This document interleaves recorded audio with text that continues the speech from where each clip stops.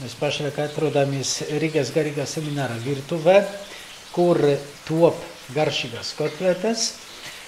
Un esam gaveņa laikā, tad, kad bieži arī ir domās par ēšanu. Daudzi cilvēki tieši uz gaveņa laiku atsākas no gaļas ēdieniem, un tad domā, ka tas ir tās pareizākais veids, kā gavēt.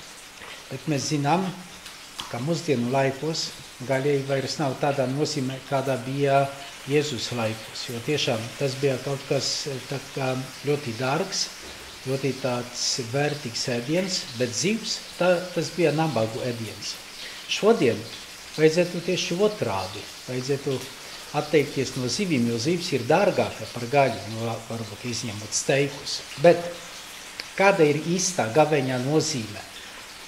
Tā nav ēdienkarte, Jēzus nav veselīga uztura speciālists, bet gavenis ir domāts tam, lai padarītu mūs stiprākus ar to, ka mēs tuvojamies Dievam.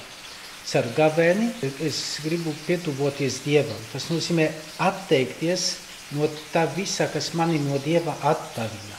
Varbūt kā internets ir tas, kas man nosvog to laiku, kur man vajadzētu veltīt Dievam. Nevis tā kotlete, kas te cepas. Varbūt arī ir kādi citi šķēršļi, kas mani no viņa attālina, un līdz ar to es garīgi palieku vājš, un tāpēc arī jaunais gars var mani arī ar saviem kārdinājumiem ļoti veikli arī uzvarēt. Tāpēc domājot par gaveni, mēs domāsim tieši par to, no kā atteikties, lai es būtu tuvāk Dievam, un līdz ar to es būtu stiprāks gan savā ticībā Dievam, gan mīlestībā uz līdz cilvēkiem.